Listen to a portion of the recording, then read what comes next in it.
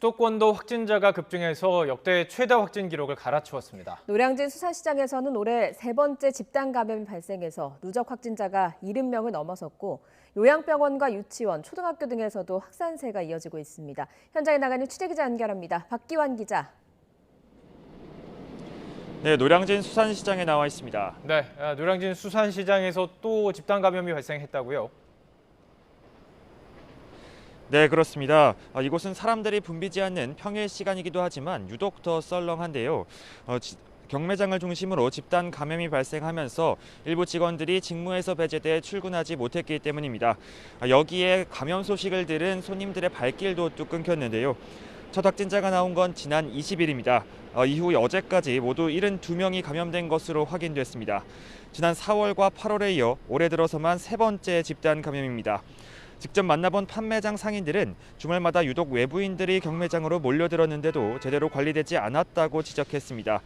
또 이 때문에 M1 소매 상인들만 손해를 보고 있다고 분노하기도 했는데요. 확진자가 나온 해당 업체들은 2층에 있는 근무자까지 포함해 매일 검사를 받아야 하고요. 다른 주변 상인들도 이틀에 한 번씩 PCR 검사에서 음성을 받아야만 출근할 수 있도록 조치됐습니다. 다만 이곳 직원 등 관계자만 2,600여 명에 이르는 만큼 검사와 관리가 쉽지 않을 것으로 보입니다.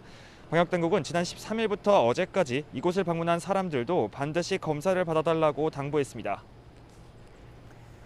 네, 또 비수도권 가운데는 충남 천안에서 무더기로 확진자가 나왔다고요. 네, 그렇습니다. 충청남도 천안시 교회 관련 누적 확진자가 249명까지 늘었습니다. 600명 정도가 사는 마을인데 21일 첫 확진자가 나온 뒤 확산세가 심상치 않은 상황입니다. 특히 확진된 교회 신도 10명 가운데 9명이 백신 접종을 하지 않은 채 함께 예배를 드리고 김장을 하면서 감염이 확산한 것으로 보입니다. 여기에 검사도 거부하는 주민들이 있어서 천안시는 이들에 대해 진단검사 행정명령을 내렸습니다. 수도권을 중심으로는 병원과 요양시설 등 고령층이 모인 곳과 미접종자가 많은 학교 유치원 감염이 잇따랐습니다. 먼저 인천 남동구 요양병원에서는 최초 종사자 확진 이후에 어제까지 134명으로 누적 확진자가 늘었습니다.